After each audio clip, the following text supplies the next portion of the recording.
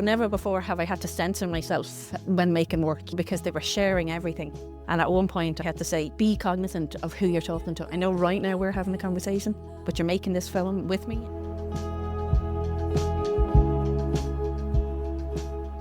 I've loved horror since I was a child. I'm the youngest in the family and I got to see things I probably shouldn't have seen. I saw The Exorcist when I was 7. Hi, it's Martin Nutty, and you're listening to the Irish Stew podcast. That first voice you heard was Tanya Doyle, director of the documentary Eat, Sleep, Cheer, Repeat. And the second voice was that of Aislinn Clarke, director and writer of the Irish language horror film Fréwaka. And in this conversation, featuring very different films, these two women talk about the work they do in carving out their place in the Irish film business. This episode was recorded at the 2025 Capital Irish Film Festival. A big thank you to Solas Nua, Washington, D.C.'s wonderful Irish arts organisation, and hosts of the festival, who kindly invited Irish Stew to record 4 episodes featuring some of the best work of contemporary Irish filmmakers, all ably curated by Maeve McCullough. I'm delighted to announce that Irish Stew will be returning to Washington, D.C. from February 26th to March 1st, when John Lee and I will be podcasters in residence at this year's edition of the festival. For more details, make sure you visit the Solas Nua website.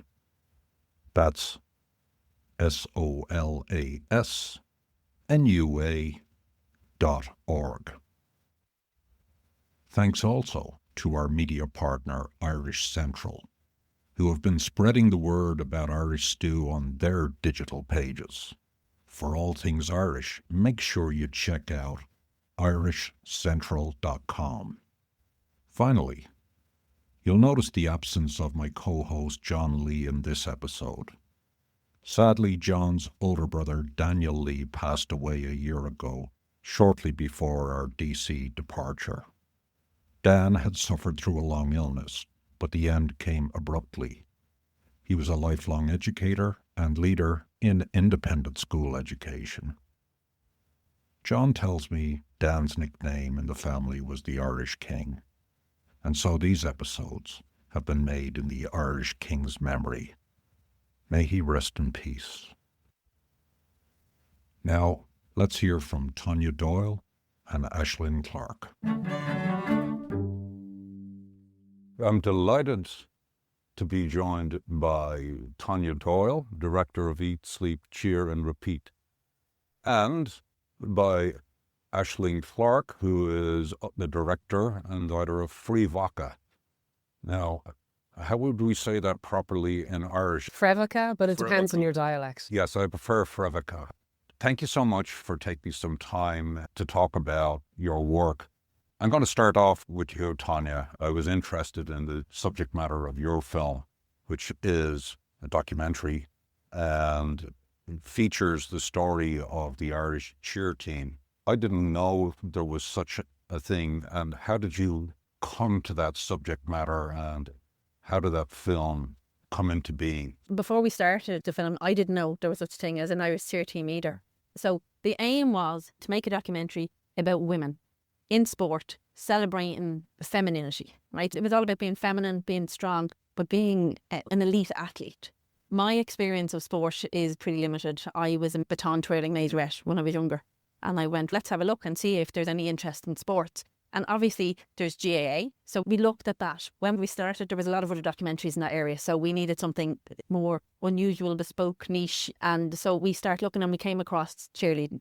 Because for me, I was going with what was similar to baton twirling to majorette and what was the highest level you could get to within this sport.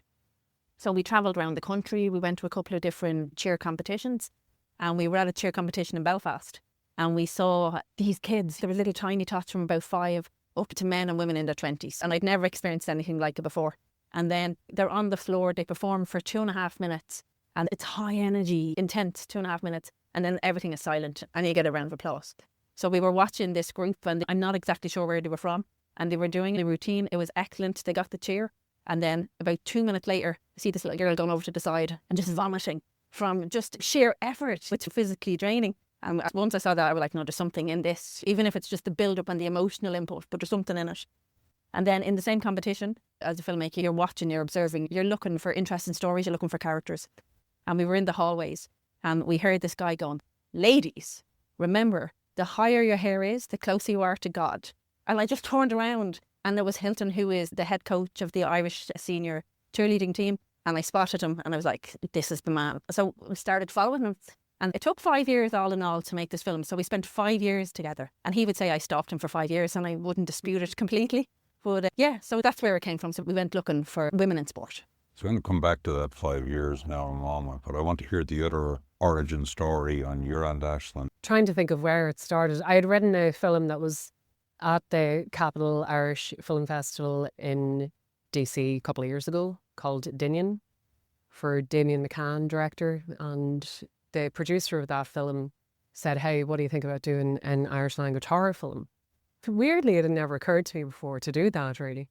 And if I was going to do it, I wanted to have a reason to do it and not just take some script I had and translate it into Irish. I wanted it to have a reason to come out of the language itself. So that's where it started. It's very much my kind of singular lens on Ireland, on Irishness, on where we are now as a culture, as a people. But it does seem people are responding to it very positively, but it's very much me. It's how I see things.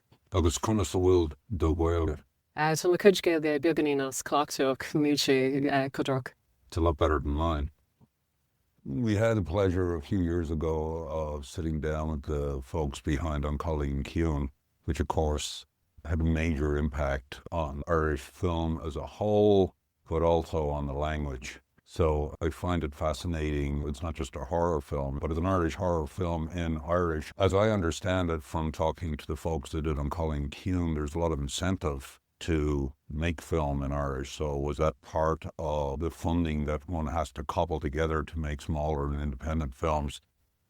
I think that was the basis behind Dermot saying, why not do an Irish language horror film? Because he knew that the finance was there, or that there was a potential that you could apply for it and get it. And for me, as I said, I wouldn't have done it just because if you get funded to do it, there had to be a reason for it. So I was raised speaking the language. My dad, it was very important to him to keep the language alive, to keep us speaking it. I had to be truthful and honest about it. I didn't want to be just taking advantage of a moment, because you can get funding. Horror films are actually, when it comes to independent film, reasonably easy to get funding for compared to many other kinds of films. And I know I'm looking at Tanya here, who's in documentaries, and that's a really tough gig. There is some incentives, but at the same time, it would be misleading to say that it's easy to get funding for any kind of film. But in terms of Irish language, there is the Cinecar Fund, which did On Colleen Kuhn, and then also Fréwaka. But they only do one film a year. I think they're maybe going to do 2 from now on. So it's still not like a land of riches per se, but there are opportunities there for sure. Tanya, talk to me about your funding challenges. That's 5 years of work. I'm assuming you're doing something else with your time to put bread on the table, right? Spinning plates. Yeah, Yes. we're definitely spinning plates. So tell me about your plate spinning. What do I do other than... so we have a production company called Marmalade Films. Okay. And I have about 20 years documentary directing, producing, making. And now we also do scripted content. So we have docs and we have scripted content, and I also teach. So they're the plates and they're always going. And for us with Eat, League, Cheer, Repeat, how this came about, like financially, was we got support from Screen Ireland, BAI, because of RTE and Section 481. So that's where the money came from. For us, the reason that the project took 5 years was we started shooting pre-COVID. And then there was so much flux, and just with the characters and cheerleaders and women in sport, like a lot of women, when they get to the age of 16 or 17, as they say, they start smelling themselves and become interested in boys and get distracted and off they go. So we were looking for a sport that kept women. And when we started shooting, we had maybe 4 of the people that are still in the film are there. But obviously we were shooting with various other people because we didn't know where the film was going to go. You know what I mean? We didn't know what was going to happen once they eventually got to Florida. We'd several different strands running simultaneously, and they had to constantly change. So pre-COVID, we lost a lot of characters and we had to start again. And then we thought COVID was over. It happened again, massive lockdown, loads of people left cheer, and we had to go again. But for us, the benefit of that was we got to spend a lot of time with a lot of cheerleaders. So we got to really get to know these people. And I suppose when you watch the film, you can see There's genuine intimacy there. There's one point in the film where the girls are doing a spray tan. So they're in these little tents and the girl arrives to do the spray tan. And Eleanor Bowman is the woman who shot the film. And myself and Eleanor are just sitting in the room chatting to everyone. These girls are all stalkers. And had we not had all of that time, the trust wouldn't have been there. You know what I mean? So they were really giving. And never before have I had to censor myself when making work because they were sharing everything. And at one point I had to say, be cognizant of who you're talking to. I know right now we're having a conversation, but you're making this film with me. You're not just talking to me, you're talking to everybody. You're talking to your family, you're talking to your friends, you're talking to people you love, to people you hate, just to be aware of it. And never before had I had to do that because these guys, they're at an age where they're discovering who they are. It's about self and identity and belonging, and they're really sharing, and you just have to be careful and protect them in a way. But you're meant to be ruthless. Oh yeah, but how could, you know, like it's all about people. Do you know what I mean? And do I not look ruthless? So I'm delighted to have somebody making documentary and somebody making a scripted film. Tanya, you said you did a shoot for 5 years. Aislinn, you did a shoot for 20 days? 20 days. Okay. So talk about the number of iterations you go through beforehand, though, to be able to actually achieve that 20 days. In other words, as I understand it, it usually starts off with a script and then you have to work it and rework it. Yeah, usually the process is you write a draft of the script based on an outline, like just a prose version of it, and then you get 10,000 notes and you do another 5, 6, God knows how many drafts. But actually I had very little interference like that on this one. I think I actually only did maybe 2 or 3, and they were on my own, driven by myself. TG Carr, there was the primary funders and Screen Ireland, and the producers were very amenable to just letting me do whatever I wanted, which is very unusual.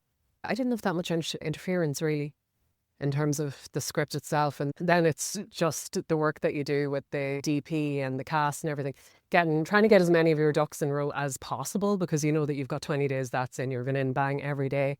It's really hard work, but I'm very impressed by anyone who does documentaries. I think the amount of yourself that you put into it and time over 5 years, that's unbelievable. You don't even realise after a while, because I was saying we do scripted as well. You're writing your film in the edit, in doc, but then you do all of the writing, all the prep, all the pre-production, ideation, planning beforehand. So you do a lot before. Like you do a lot beforehand, yeah, and sometimes you're in development for a really long time. But in my case, and I don't know how it is for anybody else, because I'm me, so I'm not with any other director when they're creating their work, and I'm a writer-director, so a lot of my writing actually happens in the edit as well. And we had the same editor for part of your film and for the whole of my film, John Murphy, who also edited, and Colin Kuhn. And I think that's its own little world, being in that space. It's just the two of you. It's totally different to the shoot, which is completely manic, and you've got all these people, and it's just almost like a war zone in a way. And then the edit, where it is another process of writing also, for me anyway. You're creating it again. You're going, this is what we thought we were going to do, but this bit doesn't work as well as we thought we were going to do. But what if we do this? It's another process of creation. And then you can end up chasing down a blind alley and realising it doesn't work because you're missing the one clip that actually makes the break. Yeah, that's when you do pickups. We did do a couple of pickups, yeah. So I didn't even know the phrase for that. So now I understand it. I know it from doing podcasts, where I suddenly realised that two pieces don't connect together properly unless you have something transitional that's in the middle. And going back to your 5 years, I'm just curious, right? The runtime of the film is, what, about an hour and a half? Yeah, near on 90 minutes. How much footage is shot? We had 160 hours to go through. Yeah, so 160 hours. Yeah, you get pretty organised. Yeah. Do you know, you start killing your darlings, because there was 2 characters that we had to lose, and it was really sad to let them go. But it got to a point where we had to, you start looking for themes and I suppose areas that you want to explore and like visual elements, and you get really systematic about it. And we had 2 assistant editors who came in and organised the footage, and then you're writing up notes and making diagrams to build the narrative structure, because it still has to fit into the narrative structure. And then you just go for it and you just start building. And it is exactly that. Does it work, and do you feel? It's all about the feeling. And then at some point, we were a couple of months in, and it can be overwhelming. It was very overwhelming because we had a brand new baby at the same time. So we had a brand new baby and we were in the edit, and everything was just like, what is this? Do you know what I mean? So then we got really systematic and started just building timelines and suturing them together. And it went like that. Yeah, naturally, I'm not a very organised person, but it got to a point you just have to be. And then you have like people like the wonderful John, who came in right time to get your ducks in a row, let's say. And he came in to give out to me, and I was going, John, you go for it. Do you know what I mean? I am, what? Are you ready for this to work? Actually, the film is claustrophobic, maybe the right term for it, but talk to me about finding the right location to sustain that horror experience. So we had a really fantastic location, and it was a house in the middle of Ravensdale Forest, which some listeners may or may not know. It's on the border between the north and the south. Usually it would take a while trying to find the right location, but this was really strange. The producer, Dermot, gave me a call one day. We hadn't looked anywhere yet, and he said, there's this house, come and see it. First place he went to. And as soon as I went there, I was like, I've been here before. I've been in this house. And I got talking to the guy who owns it, who still lives there with his dad in his 90s. And it turned out I'd been at his dad's birthday party, his 70th birthday party, because my brother was the band that was playing that night. So it was really odd, but it was like exactly the right place. I forgot it existed. And it had the texture that you wanted because they still live there and the family have lived there for a couple hundred years. So it had all these layers of history, which if you were going to recreate that with art department from the ground up, it'd be expensive and it would take a lot of time, which we didn't have. So we already had all these layers, stacks of old magazines that had been there since the 50s and these dusty old rugs. And we did a bit of our own kind of wallpapering and painting and stuff, but the house just had that feeling, that texture. So it was really a gift. It's funny, I've heard similar stories actually from the Colleen Kuhn folks. They came upon a house that just fit the bill almost magically. It's like it finds you sometimes. Yeah, so it's interesting to hear this kind of symmetry. But let me ask you, Tanya, you wanted to feature women participating in sport. For some, let's say, less charitable types, they may not consider cheer to be an actual sport. You certainly find that in America. I wonder, did you find that in Ireland? I challenge anybody who thinks cheer is not a sport to give it a go and see if you can do what they can do and then tell me it's not a sport. I think there's no question it's a sport. And I think because it's predominantly female and there's sparkle and there's glitter and there's short skirts and leg kicks or whatever, it can be minimised. But I think it's absolutely a sport. Now, it's competitive cheer. They're cheerleaders. They're not cheering for anybody. They're not on the sidelines.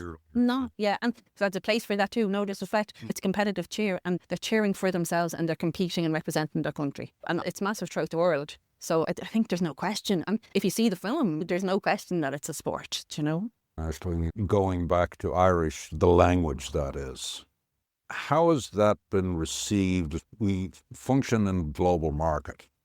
Now you've got a film made in a language that maybe tens of thousands of people speak on a daily basis in Ireland, right?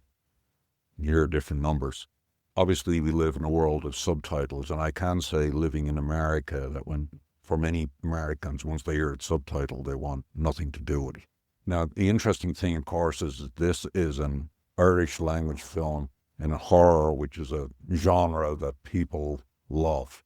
Let's talk about the challenges of distribution. When Dermot said to me, think about making a horror film in the Irish language, the language wasn't really a barrier, actually, because having been a lifelong horror fan, I know that horror fans are very loyal to the genre. They're very hungry for content and they've always watched Japanese horror, Spanish horror, Italian horror. So there has always been a big appetite for foreign language content and they really don't mind subtitles. It's something that speaks for the genre, I think.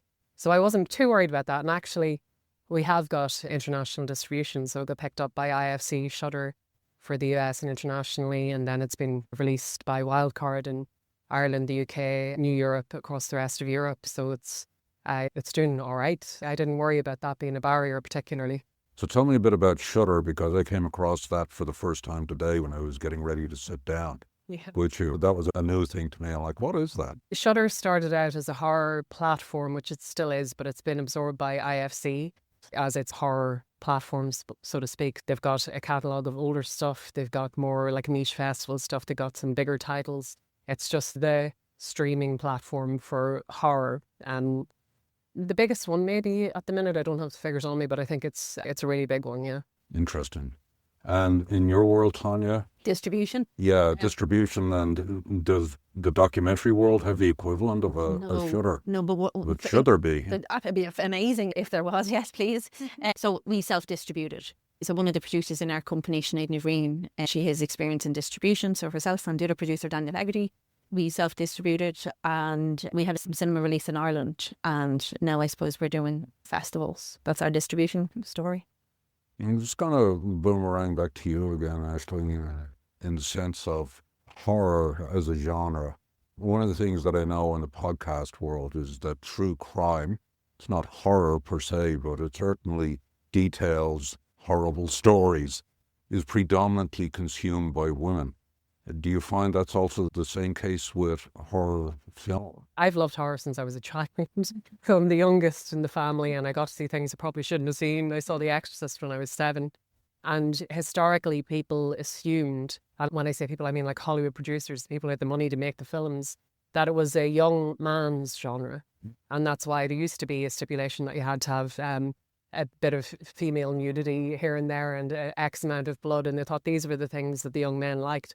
But in recent years, particularly since streaming has become ubiquitous, there's been a realization that women love horror. And it's something I've always known instinctively. And we know now that there is a massive audience for horror with women. And we've seen, as a result, a lot more horror films that are made by women. So that helps people like me as well to be trusted to make our films, knowing that we don't have to have this 16-year-old man perspective in order to actually make horror that's going to appeal to an audience. So I think we've learned an awful lot about the difference, and it's a broad church. There are the horror films that are pure violence, spectacle of violence, and then there are a lot of horror films that are really about this kind of dream space, the imagination, or a nightmare place that isn't about that specifically. That's keying into something else that's much more imaginative and rooted in our anxieties about the world, but not in a way that's just picking over a corpse in the way that true crime can be. So I think there's actually a big difference there as well. It can be very thoughtful. And what do you think drives this difference in the sexes in terms of why would women gravitate more towards horror than it seems men do? I don't know. I think that maybe women have more reason to be afraid in life, or have a bit more vulnerability. Maybe even there's an evolutionary level to that. I don't know. That we think about safety more, maybe, than men might, or that we have to think about safety more. If we're going out late at night, we have to think of which way am I going to walk? I have to avoid that bit that isn't lit and all that. So we're constantly doing these like calculations. And if you're watching horror, in a sense, you're dipping your toe into the pool of anxiety and you're testing it out in a safe way. I think there's something to that, to experiencing anxiety in a safe way that's controlled. Because horror films there's going to be an ending that makes sense. So there's going to be a world that has rules, whereas the actual world can be a lot scarier than a horror film. And Tanya, going back to the documentary experience, it culminates in a world championship in Florida. Tell me about going on that trip. So we got to shoot in Florida. We spent 5 days on the trip with the guys, and we stayed in the same hotel building. All the cheerleaders were on one floor, we were on the floor above them, and we spent every single minute of every single day with them. And it was a gift. The whole experience was a gift because we didn't expect, I don't want to give the game away too much, but there's one character who we followed, Ricky. He's a male cheerleader. He was given the boot for not participating, for not actively engaging in the training. He got dropped. And then we were at the finals and Ricky was called upon to come in as a substitute. And it was just amazing. The whole experience was amazing. And for him in that moment, and the camaraderie and everybody helping him and working together, and they didn't do as well, but they did really well considering. Do you know what I mean? They didn't do as well as they had if Ricky wasn't called on, but they did really well in the end. And just getting to spend the time with them and the energy when you're around these people, it's such a positive feeling. You feel recharged just because they're just so delighted about life and just being together. They haven't been worn down at all. It's fabulous to be with them. And I suppose when we were in Florida, it was the culmination. And cheer for them is a huge event. There's hundreds of cheerleaders from around the world all coming together, and everybody understands the effort and the time and the desire. So when they're together, it's a beautiful thing. It really was lovely.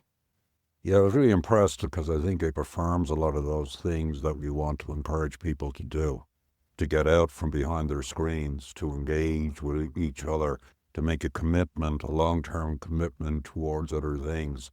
And then, of course, there is quite front-footed a story about gay men having an area also to practice, and that doesn't mean all males participating in cheer are necessarily gay, but more frequently probably, just like in dance, you will find the same thing. Community, it's about like team sport, right? It's about people being together. And within cheer, there's a place for anybody at all, tall, small, big, I don't know, loud, quiet, male, female. There genuinely is a place for anybody. And within the context of Irish cheer, Hilton and his husband Jamie run the show, you know what I mean? It's this couple, and they've genuinely created a space where anybody who wants to be part of this team is welcome. Now, you have to do the job, you have to do the training, or there's no place for you at the kind of the elite levels, but everybody is welcome. And for me, what I saw in it was the camaraderie, the support, because all of these people spend a lot of time together outside of the gym. They found their tribe, and they found this place where they're safe, where they belong, and where they're supported. But I think all team sport can do that, do you know what I mean? Actually, talk to me about putting a team together to make this super fast shoot. We have 20 days, so how's the sausage made? The stuff that I, as a viewer that gets to sit in a nice comfy seat and be terrified, has cluelessness about it. I think the sausage is made in a blind panic, but as much as possible, you're trying to control the process by getting your heads of department be people that you really trust to do the job. So it all comes from that. If you've got those key people and you know that you can trust them, everything else is going to be so much smoother. Narian Van Mail was DP, and it was the first time I'd worked with him, but I knew from the instant that I met him that he was just going to be the right person for this, and he really was. And then the cast, obviously massively important. Claire Monley, Bríd Ní and Claire in particular is in almost every single scene in the old film. And she just has this massive stamina. She can just go and do it on command. We never did more than 3 takes of anything, so you had to be able to do it. So that's what it's all about, just collecting those key people that you can really rely on. And I imagine the casting, you've got this layer of complexity because the number of actors that can say up, yes, Tá Gaeilge go flúirseach agam, there's not that many of them. So talk to me about that. I was a bit worried about that, actually, because I had never made a film in Irish before. I'd written one for Damien McCann. I hadn't made one myself. But actually it was really easy. Claire Monley had been in Dinian, which Damien had directed, that I wrote. So she was one of the first people. We did get self-tapes from other people, but it was Claire from the beginning, and she was just the right person. She was an absolute champion in that role. And then Bríd Ní originally was Bríd Brennan, and then she got a job in the National, and our shoot couldn't wait for her to finish. She said, talk to my friend Bríd Ní. That's literally how it went. I spoke to Bríd, and she was perfect as well. And it was actually quite easy for those principal roles. Some of the smaller ones were harder, and even as we were shooting, I was getting self-tapes in the evenings. But it was a lot easier than I thought it was going to be. And Tanya, your dilemma, of course, is, and you alluded to this earlier, is the choice of who to feature after shooting 160 hours, because you have to cut people. An embarrassment of riches. We had so much material, and great material. But we had to basically go from the end and work back. Do you know what I mean? So it was what happened in Florida determined who we used and who we went with. And there's a lovely girl, Jaylisa. And she, unfortunately, she'd been training since the age of 5 and didn't get to go to World Championships, and it was COVID related. And that story, that became this massive element in our structure. I thought it was interesting, of course, because the story revolves around the fact that she doesn't want to be vaccinated. I hope I'm not giving too much away. And it's interesting that you didn't go down that rabbit hole. I don't know how much you did that we didn't see that ended up on the cutting room floor. I think, like, for me, the whole vaccine story was about a mother loving her daughter and making choices as a young adult. Everybody lived through COVID, but it was such a time, it's almost a blur now, all of the details. But in that moment, it was that my mother felt very strongly about what was right for her child. And Jaylisa was at a point in her life where she had to start making choices as an adult. And that, for me, is what it was about. And the COVID element, each to their own. Yes. There was plenty on the cutting room floor that didn't win. This has been wonderful, but tell me, I'll start with you, Aislinn, what's coming up now? If I knew the answers to that, it'd be good, but it always depends on kind of what ends up getting the green light or who gets the funding together, whatever. But I do have a couple of American studio projects on the go. And I have something with Paramount, and I've got another project with Studio Canal in the States. So fingers crossed one of those will be the next one. And so the focus continues to be horror then going forward? I'll tell you, if you make one horror film, people want you to make horror films forever. It's very hard to be like, I have this little drama I'm working on. Oh, give us the horror. Yeah, the next couple are. But I wouldn't say that'd be what I'd always do. And I love horror always will, but I have a lot of different stories that I want to tell. So we'll see. And Tanya, We have 2 scripted projects we have on the go. One is a feature project written by Orla Hannon about Riot Girl music, and the other is a project that's in very nascent stages about this beautiful girl. Her name is Natasha Wall, and she is a settled Irish traveller who's just completed a master's degree and is about to do a PhD. And Natasha works in advocacy. It's a dark comedy about her journey to get where she is now. And yeah, it's brilliant. It's going to be great. So you heard it here, folks. Stay tuned. The women of Irish film industry continue to make their impact. And on behalf of myself and listeners, I'd like to thank both Aislinn Clarke and Tanya Doyle for sitting down and telling us about their work. And we're looking forward to seeing your future work. So thank you. Well, thanks very much. Yeah, thanks for having us. Hey, it's Martin. Thanks for listening.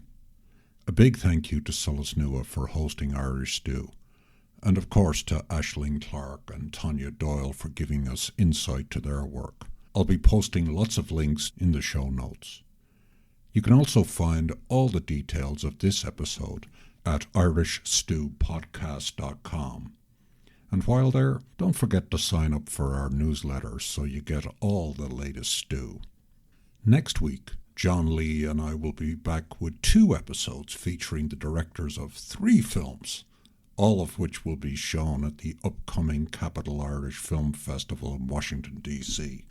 John and I are delighted to host Nuala O'Connor for an in-depth discussion of her film, In Time, featuring the life and the music of legendary Irish musician Donal Lunny. That episode will be followed later in the week by our conversation with Ruan McGann, director of the Irish language feature Boicha, and Ruan's second film, Daniel O'Connell, Emancipator, a documentary which tells the extraordinary story of the 19th century Irish leader, a man who pioneered non-violent political protest in Ireland. As I mentioned at the top of the episode, both John Lee and I will be attending this year's Capital Irish Film Festival as podcasters in residence. If you're in DC in the February 26th to March 1st timeframe, why don't you come along to meet up with us and see some outstanding Irish film? It was a memorable experience last year, and the upcoming edition promises to be every bit as good. So until the next time, this is Martin Nutty, and you've been listening to the Irish Stew Podcast.